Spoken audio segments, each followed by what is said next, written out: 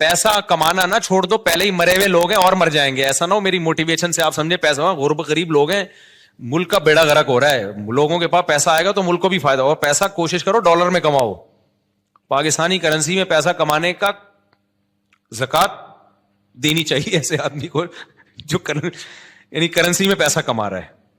تو پیسہ کماؤ ڈالر میں. ہم تو لوگوں کو ترغیب دیتے ہیں باہر سے پیسہ لے کر آؤ. تبھی میں لوگوں کو کہتا ہوں یوٹیوب چینل بناؤ, ولاگنگ کرو, کچھ بھی کرو. ابھی تو میرا ایونٹ تو اسلام آباد میں یہی تو ترغیب دینے کے لیے تھا کہ یہ جو یوٹیوب ہے نا بہترین, یہ جو یوٹیوب کی ارننگ کے جو حرام ہونے کے لوگ کہتے ہیں نا حرام ہے, اس پہ تو میں کئی دفعہ دلائل دے چکا ہوں.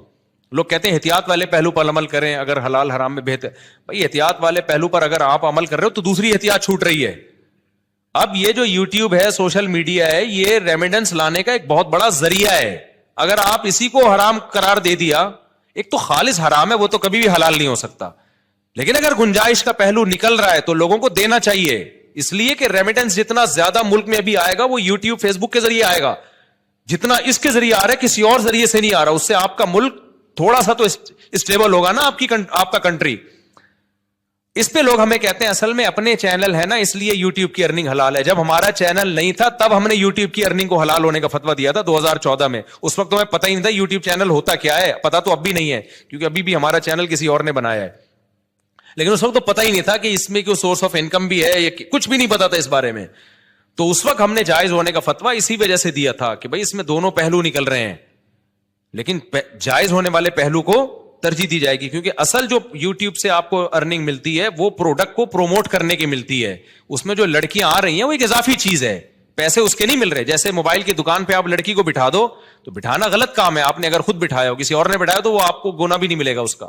تو یوٹیوب ہمارے مشورے سے تھوڑی لا رہا ہوتا ہے وہ اشتہار میں لڑکیوں کو. تو آپ نے اگر موبائل کی دکان پہ لڑکی بٹھا دی ہے تو لڑکی بٹھانا غلط عمل ہے, لیکن اس سے آپ کی ارننگ تھوڑی حرام ہو جائے گی کیونکہ لڑکی دیکھنے کے پیسے تھوڑی لوگ دے رہے ہیں نا. آپ کو نہیں آ رہی سمجھ میں میرا خیال ہے. اب دیکھو آج کل لوگ کیا بڑی غیر اخلاقی حرکت کر رہے ہیں کہ ان کی دکان چل نہیں رہی ہوتی تو کسی حسینہ کو لا کے بٹھا دیتے ہیں موبائل شاپ پہ. آپ کو پتا ہے قوم ٹھرکی ہے, شادیاں وادیاں تو کرتی نہیں ہے, تو کہیں سے بھی ان کو اسمیل آ جائے نا کسی لڑکی کی تو وہاں پہنچ جاتے ہیں. وہاں بیٹھو داڑھی مونچھوں والا عجیب سا بغلیں کے بال بڑے ہوئے اس کے وہ بیٹھا ہوا ہے وہاں پہ, اور ایک میں کوئی حسینہ بیٹھی ہوئی ہے موبائل بیچ رہی ہے. تو کراؤڈ کدھر, ٹھرکیوں کا کراؤڈ کدھر جاتا ہے؟ کہتے ہیں چلو موبائل ملا نہ ملا, اس بہانے کسی انٹی سے بات کا موقع مل جائے گا, تو وہاں چلے جاتے ہیں. موبائل بھی اس بہانے بک جاتا ہے. تو یہ غیر اخلاقی حرکت ہے نا. لیکن کوئی مفتی یہ نہیں کہے گا کہ وہ جو موبائل فروخت ہوا ہے اس کی ارننگ حرام ہو گئی ہے, اس لیے کہ ارننگ اس لڑکی سے بات چیت یا بد نظری کی نہیں ہے. اس کو جو پیسے مل رہے ہیں وہ اس موبائل کے عوض میں پیسے مل رہے ہیں. تو یہ عمل غلط ہے کہ آپ لوگوں کو غلط طریقے سے کھینچ کے لا رہے ہو, لیکن اس سے ارننگ حرام نہیں ہوگی. اور یہ بھی عمل جب غلط ہے جب آپ نے کیا ہو. تو یوٹیوب پہ جو مونیٹائزیشن کے بعد آپ کو پیسے ملتے ہیں وہ کمپنیوں کی پروڈکٹ کو پروموٹ کرنے کے پیسے ملتے ہیں. وہ پروموٹ کرنے کے لیے لڑکیوں کو بھی بیچ میں گھسیڑ دیتے ہیں وہ. تو یہ غلط کر رہے ہیں, لیکن یہ آپ غلط نہیں کر رہے. یہ کون غلط کر رہا ہے؟ یہ گوگل غلط کر رہا ہے. تو گوگل ہمارے پاس ہوتا تو ہم نہیں کرنے دیتے اس کو. تو یہ آپ کے اختیار میں تھوڑی ہے. اس کی مثال ہے آپ نے کرائے پہ کسی کو دکان دے دی موبائل بیچنے کے لیے. آپ نے کہا بھائی مجھے اتنا رینٹ چاہیے, اس نے لڑکی لے جا کے بٹھا دی. لوگ کہیں گے آپ کی دکان میں لڑکیاں بیٹھی ہوئی, آپ کہیں گے بھائی یہ میرے اختیار میں نہیں ہے, یہ میں نے کسی کو رینٹ پہ دی ہوئی ہے, اور میں نے شراب کی دکان نہیں کھولی, اس پہ شراب بیچنے کی اجازت نہیں ہے. اب وہ بیٹھا ہے, یہ اس کو سمجھاؤ, تبلیغ میں سیر روزہ لگواؤ اس کا, تاکہ وہ یہ کام نہ کرے.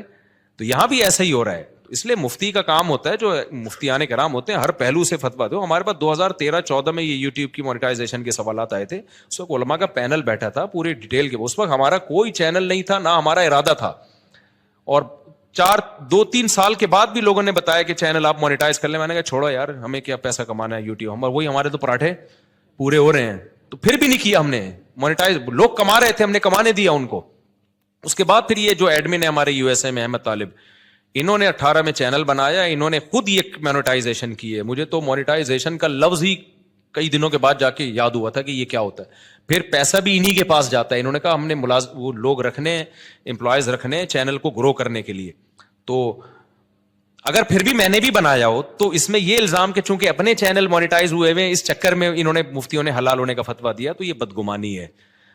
یعنی مولویوں کو کسی حال میں جو, اگر ہم حرام ہونے کا فتویٰ دیتے ہیں نا تو پتہ ہے لوگ کیا کہتے ہیں, اب یہ ان کو تو کیا، ان کے تو چارج، ان کے تو نکاح پڑھا کے پیسے آ رہے ہیں نا، ان کے تو ہدیے نذرانے مل رہے ہیں، قوم جائے بھاڑ میں، ان کو بس حلال حرام کی. تو وہ لوگ یہ باتیں کرتے.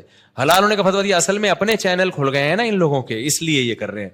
تو وہی ہے ملامتی فرقہ ہے مولوی تو کسی حال میں. اور کچھ مولوی ایسے ہوتے بھی ہیں، 2 نمبر بھی ہوتے ہیں، لیکن ہمارے ہاں جو فتویٰ دیا گیا ہے وہ اس کسی لالچ کی بیس پہ نہیں دیا گیا. اور میں اور مزید آپ کو ایک احتیاط، ہم نے فتویٰ دیا اس کی مونیٹائزیشن کے جواز کا، لیکن جب ہمارے ایڈمن احمد بھائی نے میرے چینل کو مونیٹائز کیا ہے نا، تو میں نے کہا اس میں دوسرے علماء سے بھی فتویٰ لوں گا، اپنے بارے میں اور احتیاط کروں گا. ہم نے دوسروں کو تو جواز کا فتویٰ دیا ہے، لیکن اپنے بارے میں اپنی فتوے پر عمل کروں نہ.